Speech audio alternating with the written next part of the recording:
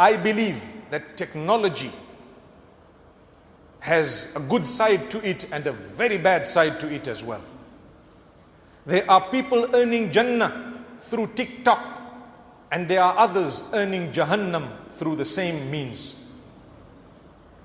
Imagine when you die, what would you like there to be? Many of our brothers and sisters, perhaps more so the sisters, they get a lot of excitement by showing themselves on some of these applications without realizing the Prophet Muhammad ﷺ told us that there will come a time when women will want to expose themselves and they will want to turn heads of people in order to quench the what? May Allah grant us goodness. May Allah protect us from harm. In order to quench the attention that they are seeking.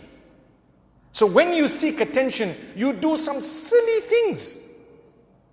You semi-remove your clothes and you keep shaking your body and you want everyone to say, wow, great, show me more. Let's see. You are leaving a legacy. When you die, that video will remain for generations. And where are you? You are with Allah. How did it help you, my sister? How did it help you, my brother? Subhanallah.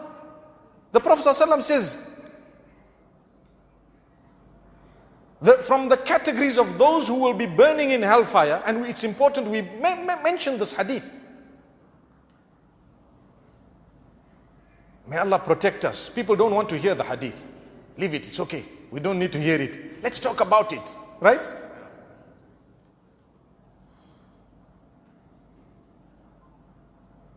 From among the women, those who are clothed with the intention of revealing.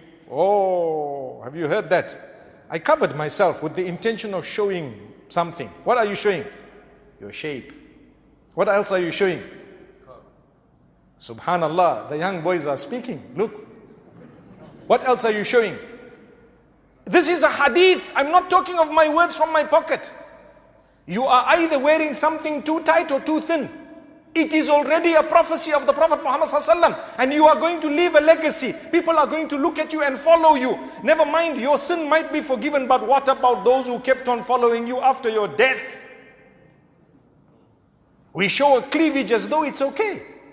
And we say, thank you so much. When a young man who's not supposed to be looking, and by the way, you should be lowering your gaze, people say, MashaAllah. La hawla wa la quwwata illa billah. What legacy are you leaving? And I'm not trying to attack the sisters, because the brothers are equally guilty for adding fuel to fire by commenting in a negative way, thinking it's positive. MashaAllah, oh beautiful, I love it, excellent, etc. We know what's going on in the world.